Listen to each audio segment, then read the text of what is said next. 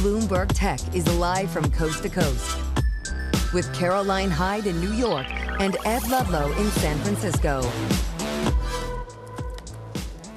This is Bloomberg Tech. Coming up, Iran chooses its new leader as the conflict spreads further and sends oil prices jumping. Plus, Oracle and OpenAI won't expand a flagship Texas data center to 2 gigawatts. Oracle maintains the big AI build-out is intact. And Nscale raises $2 billion in new funding, valuing the UK-based AI data center developer at $14.6 billion.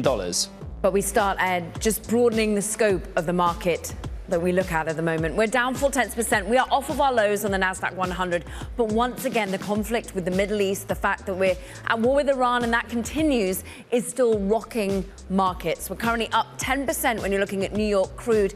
If we're looking at Brent, at one point it eclipsed $120 a barrel. There is clear fear consuming asset classes that have lost about $6 trillion since the beginning of the conflict. And therefore, we want to bring in Bloomberg Washington correspondent Tyler Kendall for a little bit more. Set the scene, what happened, a new leader, and continuing barrage.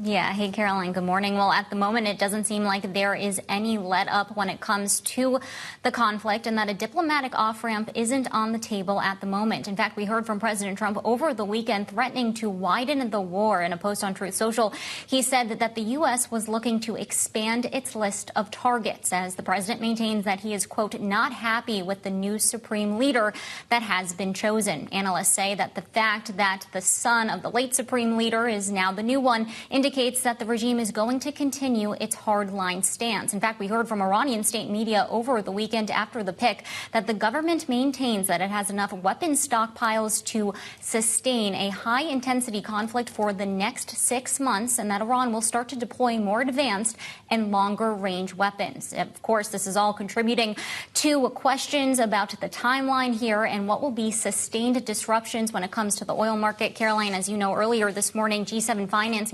ministers had met about the potential to tap a coordinated release of strategic reserves. Ultimately, France's finance minister came out and said that the group of countries was not there yet, but the option still remains on the table. Tyler, the story in markets, stocks and bonds slide, but really it's oil, right? You either look at Brent or West Texas. What's the president had to say about what is happening in oil markets as a result of the conflict in Iran? You know, energy, affordability, oil prices are things central to his platform. Right, you're really threading the needle there, Ed, because at this point, President Trump has downplayed the oil spike, telling Americans to be patient and that ultimately it's not going to be long sustained. We heard from the energy secretary over the weekend in an interview saying that this is not a long-term conflict. And other U.S. officials have said that this is going to be a short-term disruption in order for the long-term gain of achieving the U.S.'s objectives when it comes to Iran. Still, we know that the White House has been trying to reassure Americans when it comes to the economy before this conflict even happened. And now as we see those higher prices trickle down to retail gasoline, that's putting the White House on the defense. Now, our understanding is the administration is looking at some potential options to help domestic consumers. There had been reporting that the White House was set to ask Congress for a gas tax holiday to help lower prices, but we haven't really seen that emerge either. It appears that the administration has taken off the table for now tapping the Strategic Petroleum Reserve amid questions about its replenishment, which was really at this point leaving the administration to have to reassure Americans that this ultimately is going to be worth the long-term success of the military campaign and broader peace in the Middle East.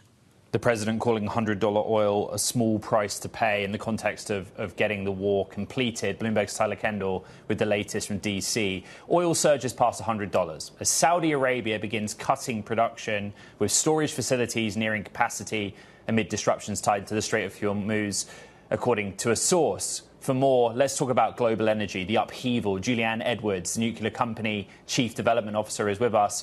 So this, as Tyler put it, is a difficult needle to thread as well, because, you know, long term, you're going to say that the war in Iran puts a spotlight on American energy security. But you also have a firm grasp of the data, right? So tell us what you on your desk are seeing right now in terms of oil disruption and oil supply, and then we'll get to the nuclear part. Good morning, and happy to see you guys this morning from our nation's capital. Yes, we are watching the oil prices continue to escalate. Our hope is that this will have only an indirect effect for a short period of time, and that we will start to see resolution in Iran soon. But that being said, these are long-term decision-making that occur with these infrastructure projects. And so the fact is that these disruptions that we are seeing from these geopolitical tensions are going to have a direct impact on our energy prices, our oil and gas prices domestically, and why it's so critical to continue to invest domestically in onshore capabilities related to baseload energy, related to onshoring of manufacturing, so that we're less vulnerable to these market disruptions that can happen overseas. There's a note out there this morning from Jefferies saying that despite the sort of volatility and uncertainty, clients should be encouraged to continue to stick with clean tech, renewable tech stocks in that instance. Do you take a sort of reputational hit in an environment like this for your industry when there is such a micro focus on oil? I'm seeing a pivot towards understanding the importance of reliability and dependability. Nuclear energy has long been a backbone of our electricity system and producing electrons for 90 to 95% of the time, so almost 24/7 power. And I'm seeing that there's more of an understanding and an informative set of policymaking and tied to that versus its clean air attributes. But it is no secret that nuclear energy is a zero carbon source of electrons, but it is a baseload source that is dependable for 60, 80 years. And we're hoping that this administration will continue to push to investing more into that infrastructure so that we can continue to be resilient to times like these. Julianne, how quickly can that sort of energy get online? Because you're thinking about how currently useful technology can be deployed. How currently useful is any that is in the United States? These are long-term capital projects. I mean, you're looking at roughly 2 to 4 years for pre-development, and then roughly a 5 to 8 year build cycle before you can put electrons on the grid. But we're seeing in China that they're able to build nuclear power plants in roughly 7 years. And so the United States needs to keep up and ensure that we continue to invest, streamline regulatory, and that's actually why I'm here in our nation's capital today at the Regulatory Information Conference, where we're seeing a strong push in delivering on this administration's executive orders to have more sensible regulations when it comes to nuclear energy. Oh, go there about the 7 years in China. Is that just a quicker turnaround in terms of getting the ability, the capability of putting it in certain jurisdictions? Basically, the regulatory sign-off is faster? That's a large component. You need to have sensible policy making and regulations that are applied to these. You also have to have premier locations that have access to water and to the grid. And in China, it's a very much state-backed program, where in the United States, it's a little bit government endorsed, but it's industry-led. And so we're seeing this administration extend things like the investment tax credits, the production tax credits, and extending the timeline from the Loan Program Office. These are all great things that are going to enable the industry to keep up with China and making sure that we maintain our nuclear dominance. In October, we got an $80 billion deal for nuclear, right? You are a company that wants to develop nuclear reactors. In fact, you're one of the few names that wants to actually go out and develop a big nuclear plant. What progress have you made on that? What details can you share? And again, in the context of what's happening with the war in Iran, how is that impacting your ability to execute on it? Our company has been laser focused on building the bench strength and capability, a muscle that our country actually has lost since we have not built any new reactors in 30 years, with exception to the 2 plants down in Georgia. So we've been focusing on all the front-end loading activities required for mega projects. So siting and characterizing land, making sure that we're building out our governance structure and capability set, especially working with the government closely, and also working with the design firms, those that design reactors like the GE and Westinghouse of the world. You've talked about U.S. energy security. You've talked about how we're seeing China evolve. Talked about Europe for a minute here, because it's interesting on this day they're pitching an infrastructure fund at the moment, and billions in terms of almost $803 billion equivalent to try and speed up their own infrastructure, make it cleaner, make it more effective. But how much are we seeing Europe ever thinking more about nuclear? We're seeing a large uptick in activity in nuclear in Europe. And I think what's driving a lot of that is recognizing that national security and energy security are interconnected. We saw this really unfold as they became more vulnerable during the Ukraine war, and their overdependence on Russian gas started to create vulnerabilities in their system. So they want to make sure that they have their domestic manufacturing capability set for their own energy infrastructure and less dependent on neighboring nations. So I think we're going to see a rapid incline of building nuclear infrastructure in Europe, especially Eastern Europe, and even in the Nordics. We're seeing a large amount of activity tying to U.S. technology, wondering when will our technology be ready and how quickly can we export that to those countries. Julian Edwards of the nuclear company, thank you so much for joining us today from DC. Meanwhile, coming up, Oracle, OpenAI have scrapped plans to expand the Stargate data center project. We'll have the details of why and what comes next after the break. Is it a break? This is Bloomberg Tech.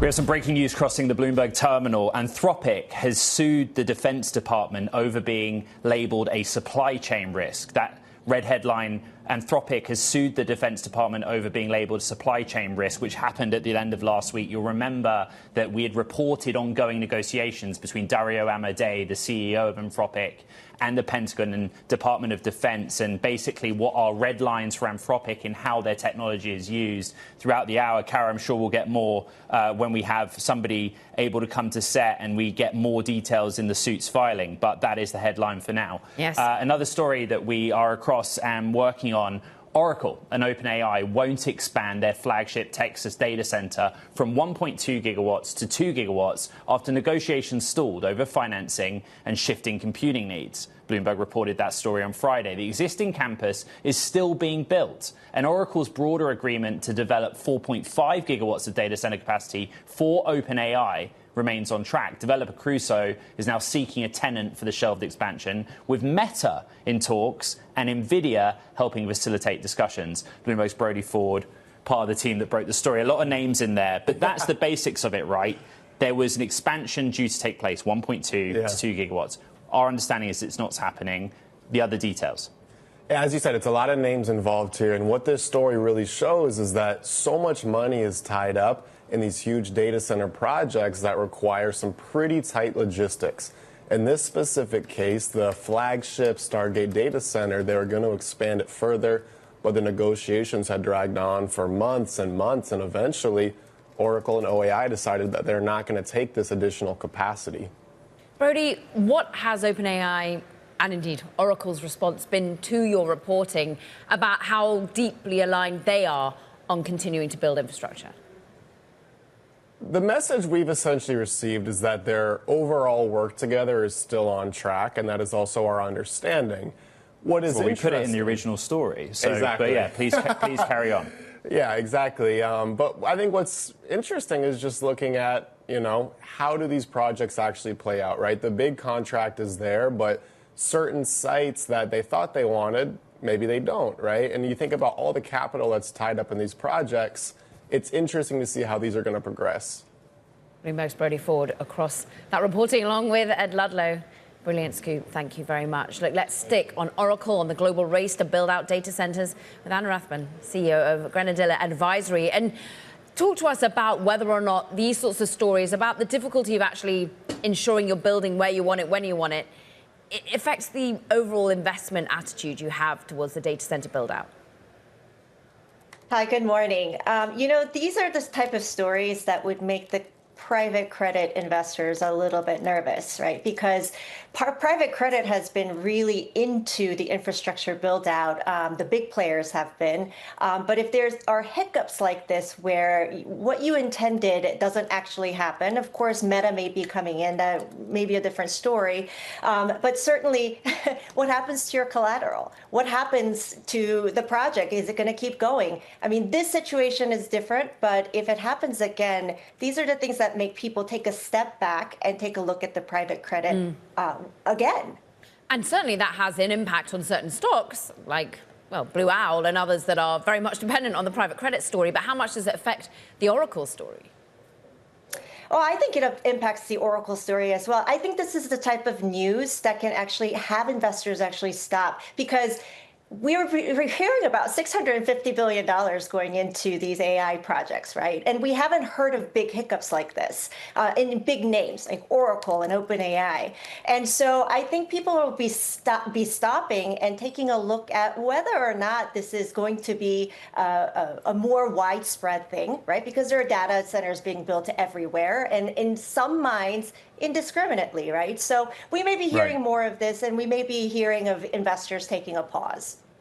The macro point, right, is that there's so much money tied up in what is something very complex to achieve in terms of the build out. By the way, over the weekend prior to the Oracle post on X, the OpenAI executive who's responsible for infrastructure also posted and explained they are not proceeding with the expansion there because they put the resources into other sites, just as Brody had explained in his reporting.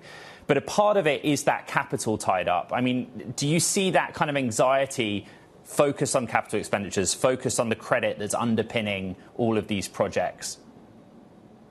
Yeah, I mean, there would be. But I mean, if you're worried about private credit, you should also be worried about some of the equity that is being tied up, right? I mean, we have to think about the capital structure. I keep saying we're still in the nascent part of AI development, even in the infrastructure part, which is why the spend is so high. So it actually makes sense that companies can change their minds and perhaps say, okay, we don't need this here anymore. Perhaps we're putting our assets over there. And sometimes investors can remain stranded. So I just think that this is part of the story of being very, very early in the AI story. One of the considerations of the market this morning, as it relates to Iran, is just generally what will happen with inflation across everything, energy, materials. You know, that to me would really seem to be a factor when you're building out massive infrastructure, data center infrastructure across the country. Do people start to remodel the costs of everything going into this build out? You know, I think it's too early. I mean, it's been, 8-9 days of war. The Trump administration says that it's going to be short term. I don't know what that actually means. Does that mean a few weeks, a few months, a few days? It is sort of a wait and see thing. Kinetic war is completely unpredictable because you have people making decisions out of existential fear, right? So it could be tomorrow. It could be, several weeks from now. So I think it's a little too early to be pricing in such high inflation and maybe making changes to the underwriting process and the models. It really is a wait and see, maybe sometimes even by the hour. Anna Rathburn of Grenadilla Advisory, thank you very much. Coming up next, we have more details on Anthropic suing the Defense Department. But Kara, you're also looking at other names. And other legal news. Shares of Live Nation actually pushing higher, 5.6%.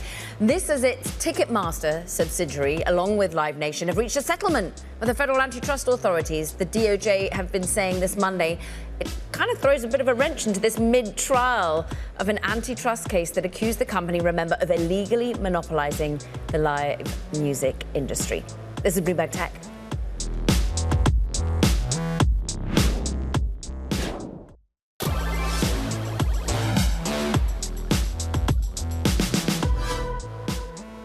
Back to the breaking news just moments ago. Anthropic is suing the Defense Department after it was labeled a supply chain risk, a designation usually reserved for foreign adversaries. Let's get to our AI editor, Bloomberg's Seth Figerman, for more. And actually, what it is that Anthropic's challenging, it would appear from the suit, is the department's decision to shift the contracts to others, essentially.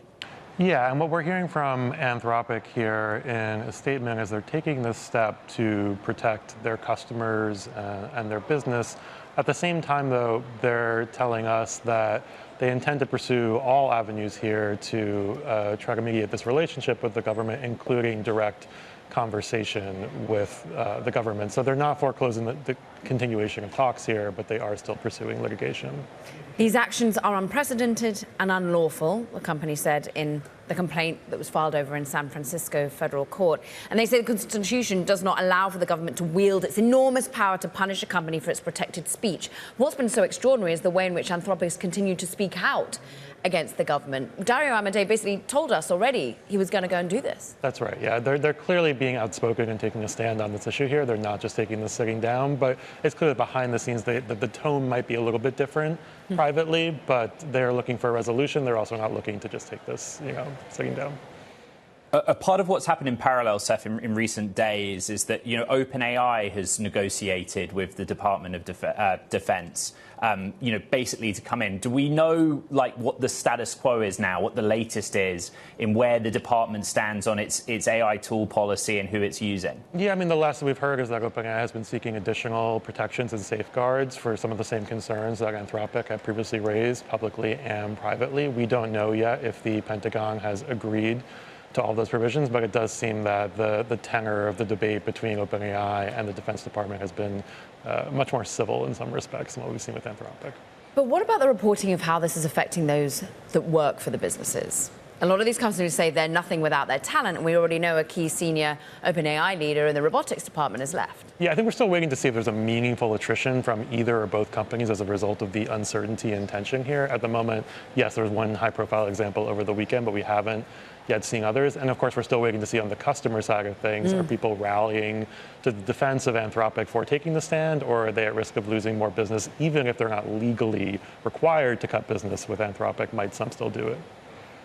Seth, we're going back to a question that we've asked you and your team of reporters quite a lot recently. But do we have any sense of how important from a financial standpoint a deal with the Defense Department actually is to Anthropic or OpenAI? Yeah. Is it a major part of their business worth fighting for? Sorry. No, of course. No, from a pure dollars perspective, it seems pretty marginal, at least at the current moment. The Anthropic Pentagon deal was worth up to $200 million, but our understanding from procurement records was that it was really just a couple million to date. That said, you have to think about how much it might have been over the long term. And again, the larger blast radius of customers who either legally might feel that they can't do business with Anthropic now, or just optically or for fear of pressure from the administration might rethink how much they commit. So that is much harder to quantify. We've obviously putting all of this in the context of an actual war that seems to have erupted over the course of the internal dialogue that we're having between Anthropic or AI providers and the military in the United States. Is this something that is happening abroad as well? Is it something that is causing tension around use of AI in Europe and elsewhere? Yeah, I don't know if we've seen it play out quite the same way as it has here, but I think that question of who has a say over this powerful technology, how much can the government dictate the way that it's used, and how much can they force private companies to sort of cow to that? I think that is very much a global debate. It's just taking place here in a more prominent way, and these are the companies at the forefront of that technology. And American companies at that. Seth Fiegelman, across the breaking news, of course, as anticipated, Anthropic is indeed suing the US government.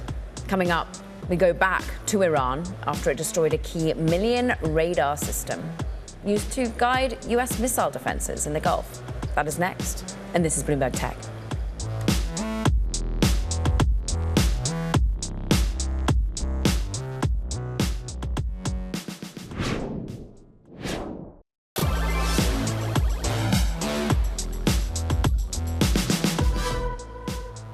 Welcome back to Bloomberg Tech. Over the last hour, equity markets, technology shares in particular, have actually erased a lot of the declines that we saw earlier in the session. The Nasdaq 100 is now effectively flat. The story with regards to what's happening to the ongoing war in Iran is once again oil. You're looking at New York crude at $95, $96 a barrel, but at one point above $100 a barrel. Brent, similar picture, up to 120, down to 100. Partly disruption and partly the market trying to interpret how long this will go on for. The administration, as Tyler Kendall outlined earlier, thinking and communicating it will be short, but actually a lot of evidence to the contrary, Kara. Yeah, disruption and destruction, Ed, because Iran has destroyed a key $300 million radar system used to guide US missile defenses in the Gulf. Now, that's according to a US official. It's a blow that could widen gaps in the region's ability to counter future attacks. For more, Bloomberg Defense editor Jerry Doyle joins us. Just give us the context, because we're not suddenly completely down by defense systems here, Jerry, but it is a key target that was managed to be struck. That's right. It was the one that we know that was destroyed was located in Jordan as part of the THAAD radar battery. Now, the THAAD is called Terminal High Altitude Air Defense, right? It's meant to shoot down advanced ballistic missiles traveling extremely fast above the Earth's atmosphere. And the radar guides these missiles and has an extremely high resolution, can spot targets, extremely long ranges. It's very useful, very high power, very expensive. Now, with that radar gone, the THAAD battery is still operational. It just has to take cueing from other less advanced radars, such as those that work with the nearby Patriot missile systems. Jerry, on Bloomberg Tech, we've been looking at technology on the battlefield, essentially. One of the data sets that Bloomberg's been tracking is Iran's use of drones, particularly against what are neighboring countries in the Gulf. What does the latest data tell us about Iran's munition stockpile, where they are in their use of drones versus ballistic missiles, etc.? Well, to some degree, it's impossible to say, how many drones Iran has left, whether the tempo of operations is slowed down because they simply don't have as many munitions, whether their command and communications have been disrupted from strikes, whether production has been disrupted, whether they're husbanding their resources for a larger attack. It's really difficult to say.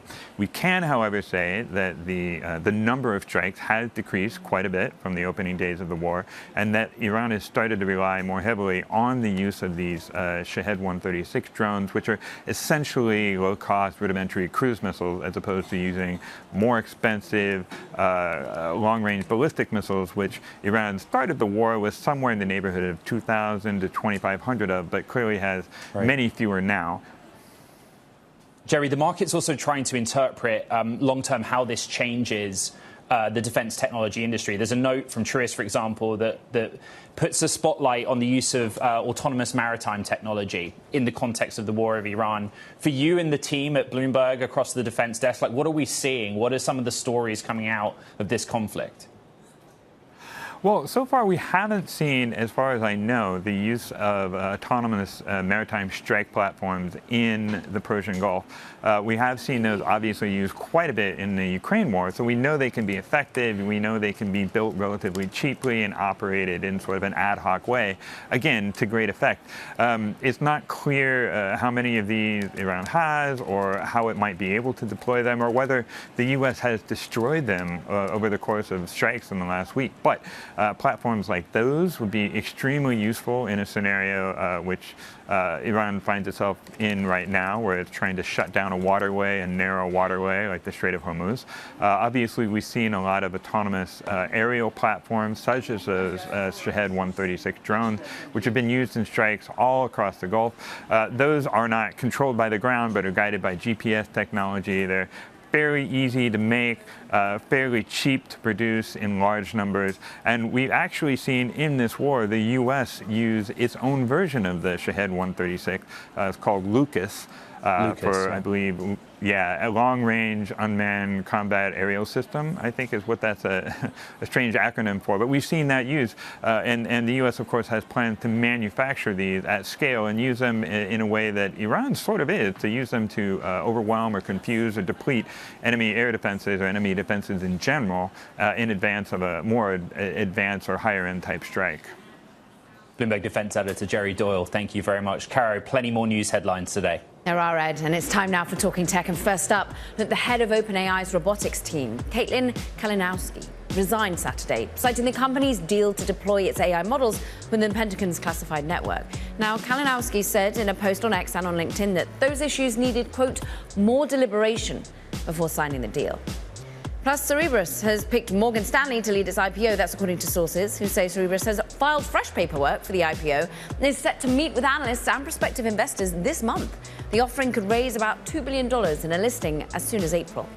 And Tencent, it does intend to invest several $100 million in Paramount's acquisition of Warner Brothers Discovery. This according to sources who say the Chinese company would be acting as a passive financial investor, though it might still decide not to invest. Tencent and Paramount declined to comment. Ed. Okay, coming up, we're going to discuss how AI is shaking up the legal profession with Harvey CEO Winston Weinberg. That's next. This is Bloomberg Tech.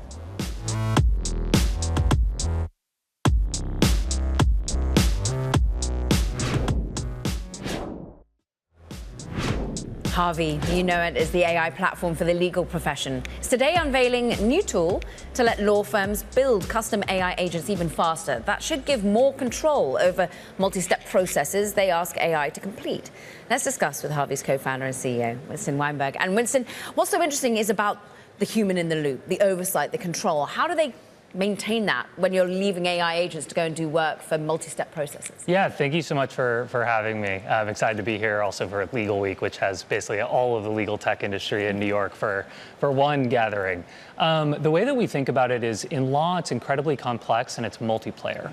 And so if you're building this agentic system that is kind of the infrastructure for completing legal work, you need it to be able to actually interact with all of the different specialized agents to do that task, the multiple law firms working on a project, and the Fortune 500 that is thinking about buying another company or involved in a litigation or something like that. And so it's a really complex process of integrating with all the correct data, having the humans in the loop when they need to be, and handing off between the different experts that are specialists in that particular domain. Let's talk about your specialization and the fact that you have all these integrations and have such a wide scope of legal companies you're already working with. Because look, the age-old criticism is you're just a wrapper of GPT, or whether it's Anthropic, you're agnostic to the models underlying. How are you making yourself so necessary for the legal profession? Yeah, the best way to think about this is in these incredibly highly regulated industries, the work that they have to do is very complex, and all of the data is in all these different silos, right? And again, it's multi-party and collaborative. And so what you need to solve is which model is the best for this particular part of a task? How do you route that to the human? And then what's going to become really important is how do you actually review all those outputs and evaluate them for accuracy? If you think about what's going to happen in the next 10 years, think about how complex an international merger is going to be, right? Now that we're using AI to produce more products, to produce more MSAs, more contracts, et cetera, reviewing those, honestly, in 10 years, I think you can't do it. A human cannot do this without AI systems that can integrate with everything else. Winston, I want to hold you to this to be succinct. This is a tool that makes a practicing lawyer more productive and better at their job, or it is a tool that in the future displaces the role or function of certain team members within a legal practice? Yeah, the best way to think about this is task automation, and I think it will always be task automation, right? So if you think about like a very complex fund formation that involves 50 LPs or something like that, there are certain tasks like doing comment memos or something like that that are going to get automated away. But a lot of the high value is that strategic advice on top of those tasks, right? And so as these tasks get automated, the job of a lawyer is just going to level up over time. I ask you that because one of the show's biggest fans, my father, is almost certainly watching, who has more than 3 decades of practice in English and European law. And I remember as a kid, the whole billable hours thing, right? You know, lawyers across the world used to scan barcodes for 15 minutes of work. Yeah. Really interested, therefore, for how you price this. You know, I think you guys run a subscription-based model, right, which can also be priced depending on the volume of use of any customer. But that's the debate. Where's the value? Yeah, exactly. So right now, that is how we do all of our pricing. Over time, what we're starting to do a lot more of is how do you do custom build for a lot of different customers? And the reality is doing these custom builds, these forward deployed solutions, is with how good the coding models are getting, a lot stronger gross margins, right? And so a lot of what we're starting to do is we'll work with like a large bank or private equity or telco and a law firm that's partnered with them, and we'll actually redesign or transform how they deliver those services entirely. Right? And that we are going to price much differently and probably closer to how do the outcomes work and how does consumption on top of that work. You've got some heavyweight investors, Sequoia, KP, A16Z, GV, the list goes on. They want to hear about how you're able to monetize this. When someone is sat within the innovation part of the legal business and they're like, do I do a Claude plugin? Do I do Harvey? Do I keep with LexisNexis? What's your answer? Yeah, the best way to think about this is everything else out there is a point solution. And what we're building is a platform, right? And with that platform, you have all of the integrations, you have security, you respect ethical walls, permissions. We grab the correct data, so we ground it in truthful data instead of bad data that is going to give you a bad answer. And as this scales over time, you really just have to outrun these model providers that are trying to build the general system, right? And the bet that I have, and I'm very confident in my team's ability ability to deliver on this is we can race faster in the legal vertical than they can generally. Winston Weinberg, CEO of Harvey, really good to have you here on Bloomberg Tech. Thank you very much. Now, coming up on the program, we're going to discuss the top generative AI apps for consumers. Andreessen Horowitz partner Olivia Moore joins us for that conversation. That's next. This is Bloomberg Tech.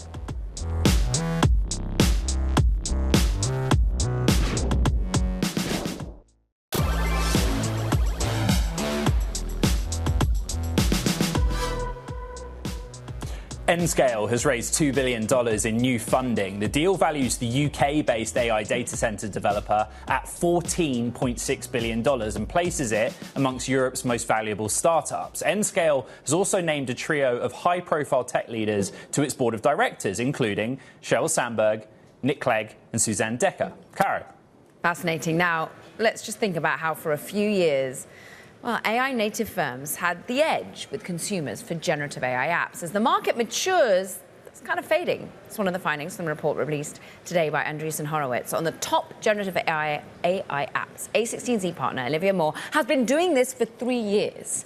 And what's so interesting is number one is still ChatGPT. We have Gemini, but where are we starting to see, just if we're thinking about the consumer and consumer-focused apps, Claude coming in, and how are we seeing people using different chatbots? Yeah, absolutely. There were a lot of, this was actually the most fun and exciting report to do out of the 6 we've done, because there were a lot of changes. First, as you mentioned, we did add for the first time companies that are not AI native, but are significantly AI enhanced. So Notion, as an example, they reported that 50% of their ARR is now coming from AI features. Canva's another one, FreePick, Grammarly. Then beyond that, I think the other really interesting trend in this edition of the list is just the continued battle between ChatGPT, Claude, and Gemini for the mainstream consumer. Right. And we've seen some pretty significant changes there over the last couple months. What sparks the change other than press and coverage of what's happening with the Pentagon? Is it that a model comes out and eclipses it? People are actually using these things, they're working out which one is better than the other? Yeah, it's a great question. So for a while, we saw consumers were using one generative AI product, if that even. And now they're multi-tenanting across products, but for different use cases. So Gemini, if you look at their user growth, it's basically perfectly correlated to the release of like Nano Banana, VO3, all of these new creative models. Where Claude is really starting to shine, I think, is in the prosumer and work tools. So Claude Code, of course, had a crazy ramp to $1 billion in ARR. Claude Cowork is now their product for consumers that's being picked up pretty quickly. They also put Claude in Excel, in Google Sheets. Probably the best way to understand this is both Claude and ChatGPT now have their own app stores. They each have more than 200 apps that they offer access to, but there's only 11% overlap between them.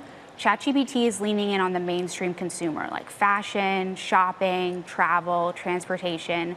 Sam Altman has said he wants ChatGPT to be for everyone. Claude is leaning in on like deep premium data sets for scientific work, medical work, data analysis. And so I think we're seeing them go in slightly different directions in terms of the audience they're trying to win. Team, let's bring back up the top 100 ranking and focus in on, I guess, the top 5, 10. I find this, Olivia, so interesting that DeepSeek is so high up. Maybe through explaining the methodology of how you put the ranking together. Like some of these names, you kind of touched on it there, but you'd more associate them with enterprise. You'd associate their use outside of the United States potentially. What are you seeing in the data? Yeah, DeepSeek is a fascinating one because it was actually higher on prior versions of the list and has dropped down. What basically is happening with DeepSeek on a country-by-country basis is that China and Russia are blocked from using many of the Western AI tools. So China is heavily DeepSeek. It's their #1 product. Then something like a Daobao from ByteDance, something like a Kimi. And Russia is the #2 market for DeepSeek. It has fallen off a cliff in terms of usage in the US, I think it's fair to say. And I actually think that goes back to the question about what's going to happen with Claude. Because what we saw with DeepSeek in the US was all press was good press, even if it was bad press, just because people didn't know about the product. And I think the same thing happened with Claude in the past week, in that a couple months ago, market awareness of Claude amongst US consumers was maybe 2%. And so now they're topping the App Store just because many people have never heard of the product and they're downloading it for the first time. So it'll be interesting to see if they're able to retain those users, or if, like DeepSeek, they will only keep users in countries that can't access other products. Olivia Moore, Andreessen Horowitz, it's great to have you back on the program. Thank you very much. I want to get back to that breaking news from earlier in the hour. Anthropic is suing the Defense Department after it was labeled a supply chain risk, a designation usually reserved for foreign adversaries. Matt Shedelhelm of Bloomberg Intelligence joins us now. And Matt, appreciate you running in. It's a breaking news scenario.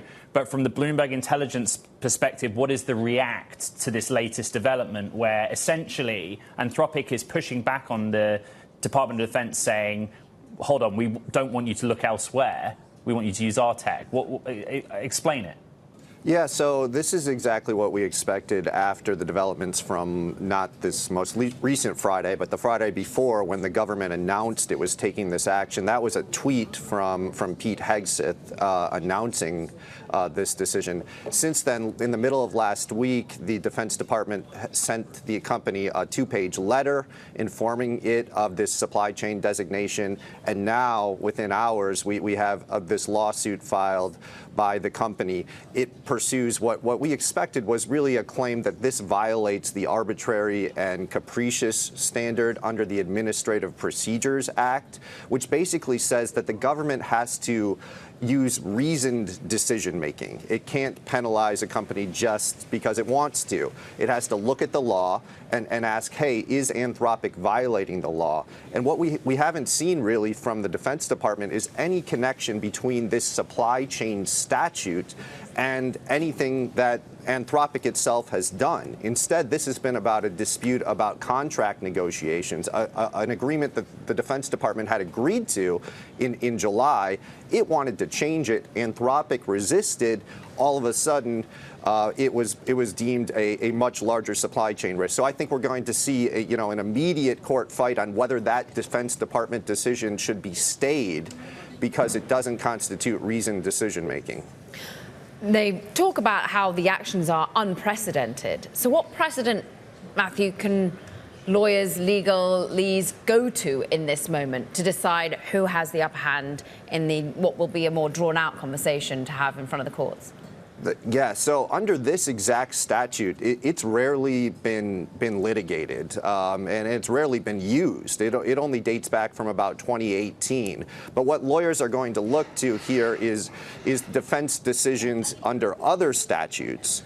And you've seen that in some cases where under other supply chain risk determinations under these other laws, companies have been able to bring lawsuits and say, okay, this is not reasoned decision making. This violates the law. It's an arbitrary and capricious exercise of your authority. And it's very difficult to beat the Defense Department. That's the first thing to know. The court gives them great deference on national security. So this isn't easy at all for Anthropic. But if the Defense Department didn't try to connect it to this law, and so far we haven't seen much of a record really connecting it to this law. We've seen criticism of the company's policies, a criticism of it as being a woke company. It's going to take more than that to justify this in court. And that's going to be the question for a judge. Is there a real basis under this supply chain law that justifies such an extreme action? The company's going to say this inflicts irreparable harm on us, and it's not justified under the law. Matthew, that's why I ask about the idea that Anthropic is challenging the Pentagon in deciding to negotiate with OpenAI, for example, in parallel, right? They will say, when this supply chain risk label was given just quickly, well, OK, we'll turn to someone else for their technology. How does that factor in?